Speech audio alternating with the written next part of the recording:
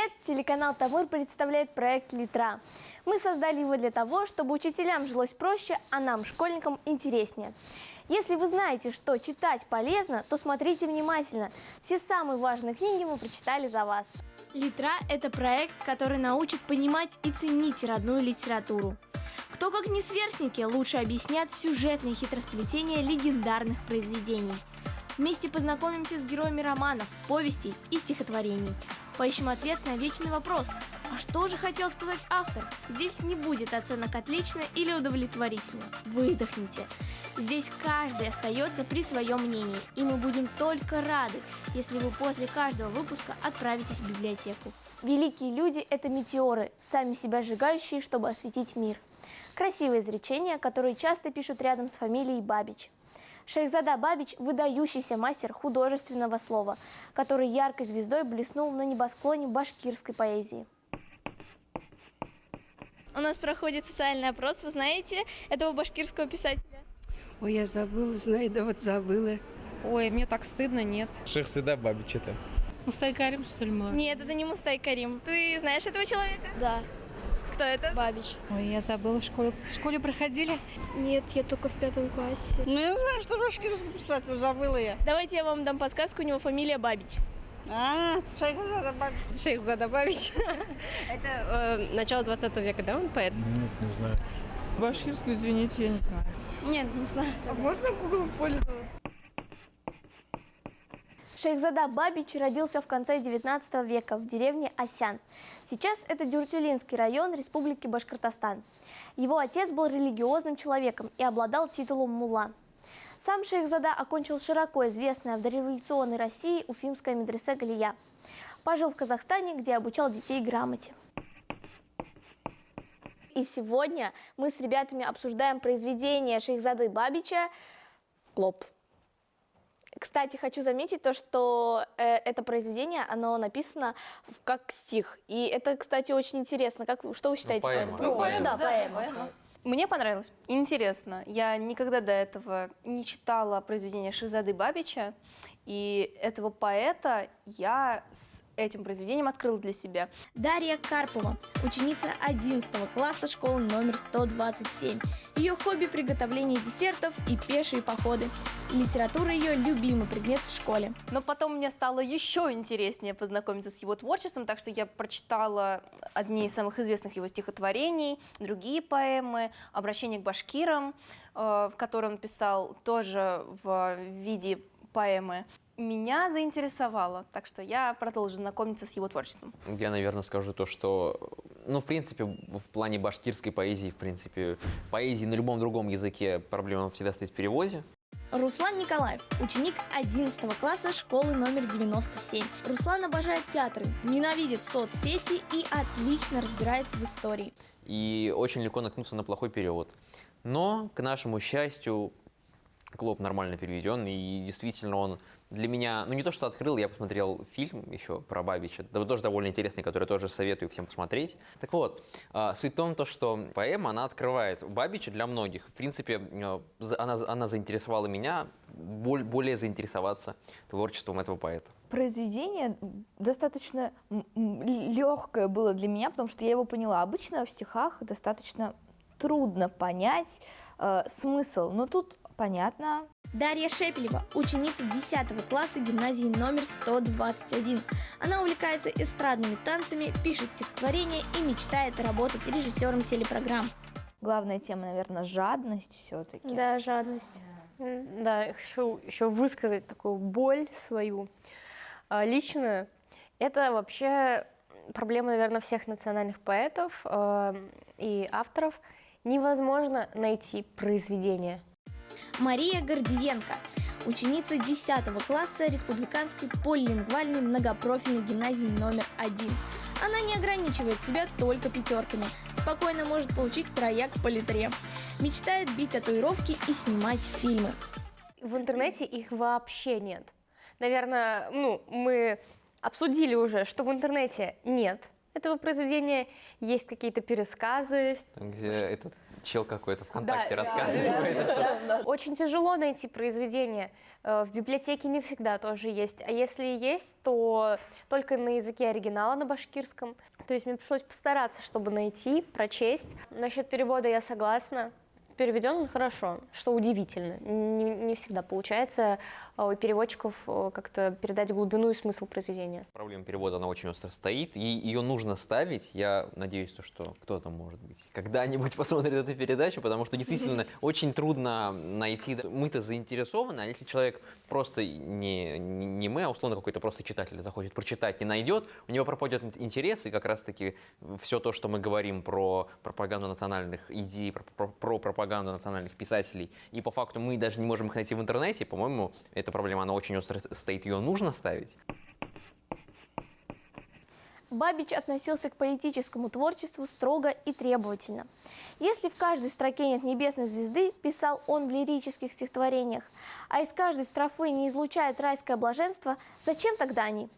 Чем утомлять глаза чтением чепухи, не лучше ли сжечь ее в печке, да с наслаждением погреть спину? Сказано резко, но честно. Касательно Клопа, о чем вы думаете произведение, и Клоп — это олицетворение чего? В чем аллегория, в чем как бы смысл вы нашли и вы увидели? Для меня Клоп – это олицетворение жадности. Жадность через край. Это прям жадность в своем лице. Как вы считаете? В общем, интересная деталь в этом произведении, которая как-то даже немножко насторожила меня, что Клоп — это не единственный образ. Шул һаванан кәүдәгә шаулап яуа, тындыра һәм йоҡлата торған дауа. Йоҡлағандай булды тән иҙрәп тынып, ҡалды тик күҙҙәр йомолмай яҡтырып. Шул сағында йоҡланы был кәүҙә тип, йә Хоҙай, китәм кәсепкә ауға тип. Бер ярыҡтан сыҡты ла бер ҡандала, юл йыраҡ икән ҡәһәр тип ҡарғана. Есть, естественно, образ мужчины и образ руки. То есть рука была отдельным персонажем.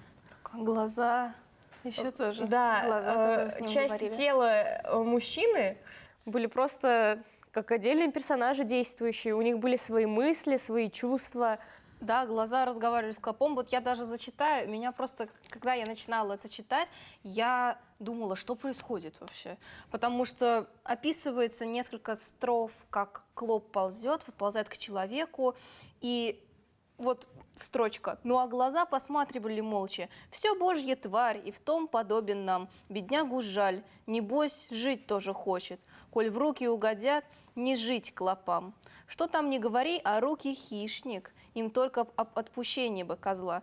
Это так интересно, что глаза и рука человека, одного человека, друг с другом не в ладах. Да, они противопоставляются как бы. Поэтому вот я согласна с Машей, меня Если это вот удивило. мы говорим про Клопа, да, то что это не только жадность, надо понимать год, в который было написано это произведение, это 1916 год, это время Первой мировой войны, и по сути в Клопе высмеивалась не только жадность в принципе, а жадность именно тех людей, кто наживались на войне. А в Первой мировой войне там, ну, была довольно большая прослойка людей, которая по сути наживалась на войне, на патриотических настроениях, и эксплуатировала их. И он высмеивает их также. И вот как раз-таки ты упомянула про руку. И я подумал вообще, что это такое. Я подтвердил свое мнение там, о одной работе там, научной. И, в принципе, мне хотелось бы спросить у вас, в чем метафора заключается этих рук, глаз и, в принципе, человека, потому что мне показалось то, что это человек, это условно метафора на общество в принципе. Это что это рука, которая сбивает Клопа. Да, это что-то народное, вот эта народная масса, которая сбивает вот этих лицемеров, да, условно, которые наживаются там на войне.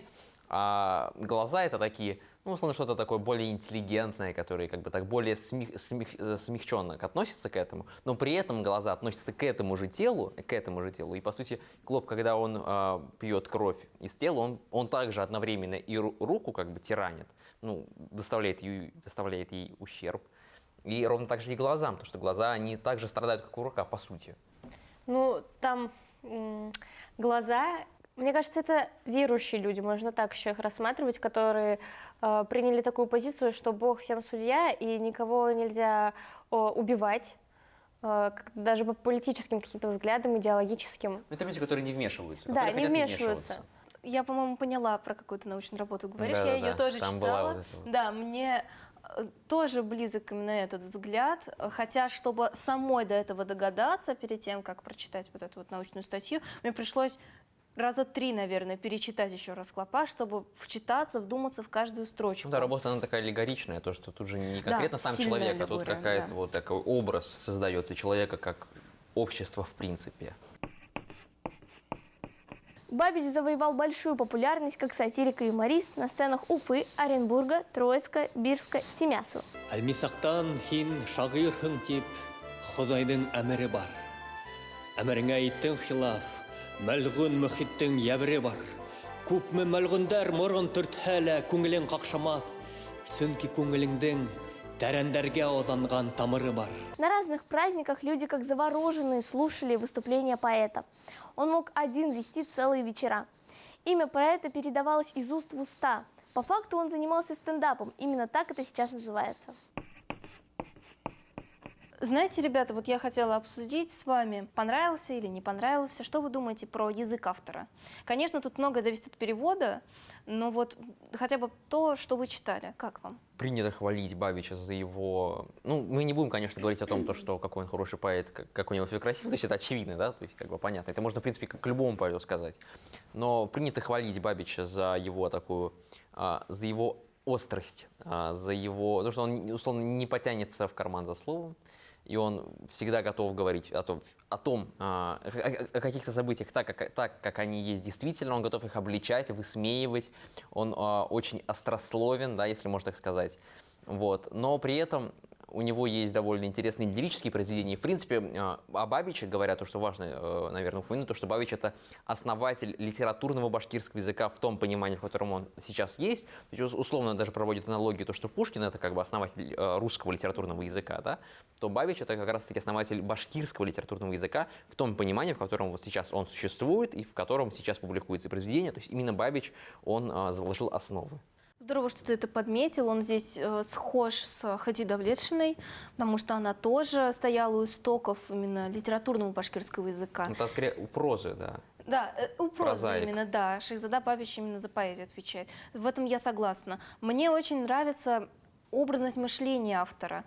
Я с таким еще не сталкивалась. И вот особенно в родной литературе, в нашей башкирской, меня это покорило. Как Шахзода Бабич, он умело использует вообще все литературные приемы. Ведь если анализировать на средства выразительности поэму «Клоп», она полна метафор, эпитетов, олицетворений.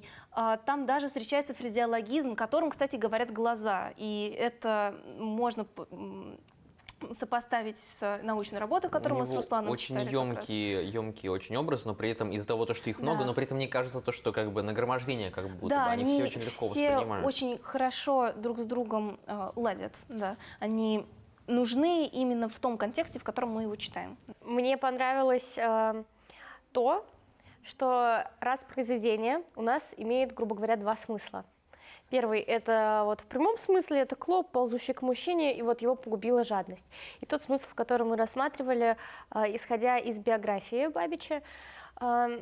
И тогда это произведение, оно правда для всех возрастов, оно подходит как и для ребятишек, вот как басня можно его воспринимать, что жадность погубила. И ребенку понятно, все прекрасно, донесли хорошую, мудрую мысль. И вот эта метафора, образность тяжелых времен, всей этой неразберихи, она будет интересна читателю взрослому. Он будет читать, и вот умный читатель, он поймет, о чем сразу же. Шейхзада Бабич в своих стихах мечтал о счастливой жизни народа. Поэтому он искренне обрадовался Октябрьской революции. Его знаменитое стихотворное обращение к башкирскому народу в поэтической форме объясняет переход башкирского войска на сторону красных. Это обращение было издано 10-тысячным тиражом и распространено среди воинов башкирской армии и населения. Яңгырап, шаулап сыққан шатлық ерін, фәрештәләр һөйнеп тыңлаһын, шатландырдың Тәңрем һибеп нурын, Башкортстан халык дөньяһын. Ябраил мәләк елпеп аппак канат, усып йөрөһен Башкортстанда. хәбәр бирһен тиеп, булдың азат, сыктың ямле, гөлле бустанга. Азат булды газиз каруан һарай, азат булды барлык ердәрең. Шатлан, уйна, фикер ярһып, күпме шатланһаң да урынлы. Үләм, ташам, тормайым ашам күккә, үкенмәйем инде үлһәм дә, үкенмәйем инде тыуган йортка, күк дин карап, көлөп торһам да.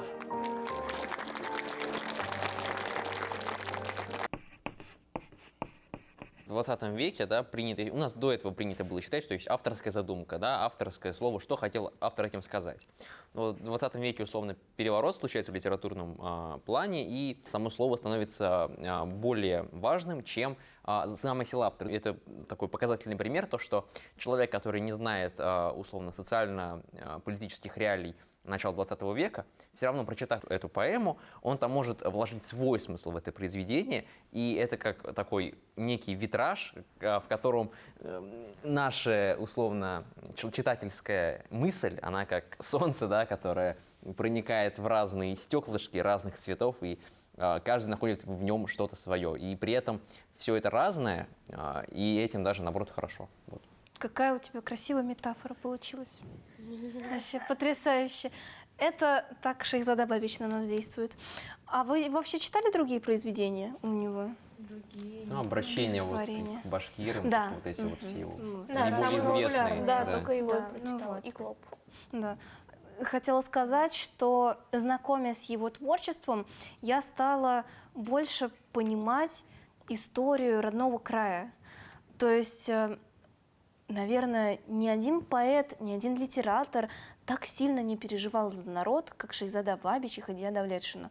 Вот они для меня стоят где-то рядышком. Ну, наверное, раз уж мы тогда переходим к самой личности, то я бы хотел тоже упомянуть, как раз-таки очень важно говорить о том, что он переживал, не просто как переживал, то есть он сидел и переживал, что же будет с моим народом. Он важно пытался упомянуть то, что-то сделать. Это пытался человек, изменить. который стоял у основ вот этого вот Башкортостана, Заки Валиди, он, по сути, с ним непосредственно взаимодействовал, то есть как раз мы сейчас находимся в библиотеке имени Заки Валиди, а Шейхзада Бабич, он был редактором, если я не ошибаюсь, или у газеты, ну, в общем, он как бы выполнял литературную пропагандистскую часть в Башкирской республике, как они представляли интересы. И он, по сути, представлял интересы именно за национальное самоопределение башкир, и тем самым он не просто на словах, в своих поэмах и стихах пытался пробудить в башкир их самосознание, но он делает и на деле.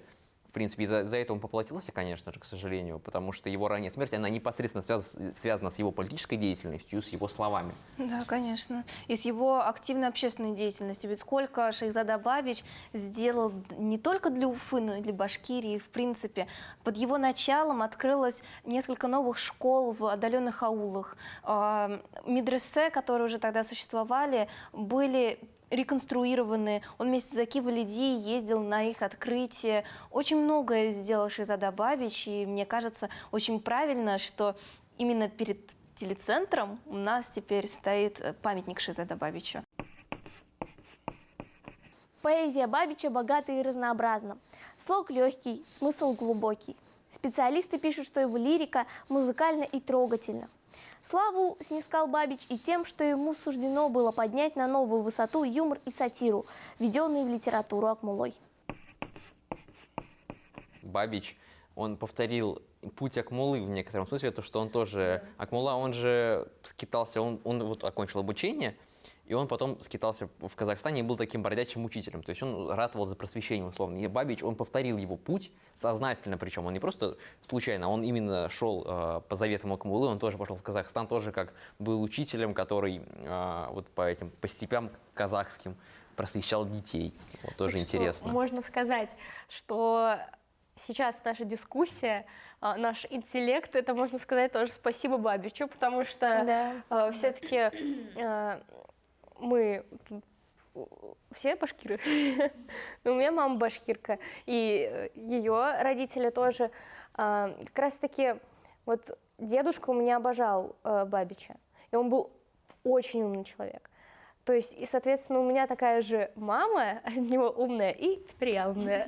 Ну, вот был упомянут, кстати, памятник у телецентра. Я думаю, то, что мы сейчас сделаем очень большой вклад. Ну, может, преувеличивать, но, в принципе, очень важно подчеркивать Бабича как ключевую личность, потому что, к нашему великому сожалению, он был перечеркнут в советское время. Его вычеркнули абсолютно из поэтической истории, из литературной истории Башкортостана, и он начал появляться не только после 20-го съезда в 1956 году, только, получается, 50 лет, ну, около 50 лет, мы жили без культурного наследия Бабича, и очень важно сейчас восполнять то, что мы потеряли тогда. Слишком коротка была жизнь Бабича. Он был убит в 24-летнем возрасте. Но поэт оставил ценное наследие, которое стало национальной гордостью башкирского народа. Ургылып кайнап сыга күкрәк төбеннән утлыгым. Күкрәгемә сәнсәләр миллион зәһәрле ук менән. Инде ай бикерләнеп, кирпек тә какмай көлмә әле. Кил, төш урыныма. Шунда танырһың дөньяны. Память о поэте живет. Про Бабича снято несколько документальных фильмов. Правительство Республики Башкортостан учредило государственную молодежную премию его имени. На родине поэта открыт музей. Школе деревни Осяново и башкирской гимназии села Зилаир присвоено имя Бабича. Установлены бюсты поэта в Осяново, Сибае, Зилаире и в родовом селении Бабичевых деревни Кигазатамак Мишкинского района Башкортостана. Есть мемориальные доски в здании медресе Галия и в здании села Зилаир, где погиб поэт. Перед зданием телецентра в Уфе стоит памятник Шейхзаде Бабичу. Его установили к столетию Республики Башкортостан. Да, я согласна. Да. Хорошо сказал. И если вернуться к самому произведению «Клоп», то, мне кажется, оно очень актуально даже в нынешнее время. Я вот как раз хотела вас спросить насчет актуальности. Мы уже сказали то, что оно актуально для всех возрастов, но актуально ли оно сейчас именно в наше время? 100% актуально. Оно будет актуальным всегда. Вообще. Об этом сказала. Это прям попадание. Да, В любое время как бы. Потому что взят во внимание главный человеческий порог. И он будет всегда. В Ну, любое условно, да, время. потому что мы же не можем говорить, что какая-нибудь там Одиссея или Библия — это вещи, которые там... Это, условно, есть какие-то образы, да, или какие-то сюжетные пути, которые будут всегда, которые сохраняются, пока человек сам жив, будут живы вот эти вот пороки, будут живы вот эти вот пути сюжетные, даже чисто литературные. И поэтому вот как раз-таки поэма Клопа, в принципе, как изображение этого порока, пока человек не искоренит в себе порок жадности и, в принципе, не искоренит в себе все пороки, а это, ну, очевидно, невозможно, потому что тогда человек, в принципе, сам пропадет, потому что человек состоит из пороков сам по себе. Это и делает его человеком, с другой стороны, это даже в некотором смысле, ну, может быть, хорошо. Пока человек остается человеком, тогда, ну, столько-то времени будет жить это произведение, только главное его популяризировать и, наконец-то, издать нормальный перевод, чтобы он был вообще доступным. Да. И Да, чтобы можно было согласна. найти. Было бы очень хорошо, если бы у нас была такая отдельная платформа, где были бы все произведения на башкирском языке, и плюс еще перевод, плюс еще аудиозапись. Спасибо вам большое, мои дорогие друзья, за вашу точку зрения, за наше такое обсуждение. Ну а вам, дорогие телезрители, я настоятельно рекомендую прочитать произведение Шейхзады Бабича «Клоп», потому что оно будет актуально всегда. Спасибо за встречу. Наш урок подошел к концу. И по традиции предлагаем вашему вниманию стихотворение поэта Бeth.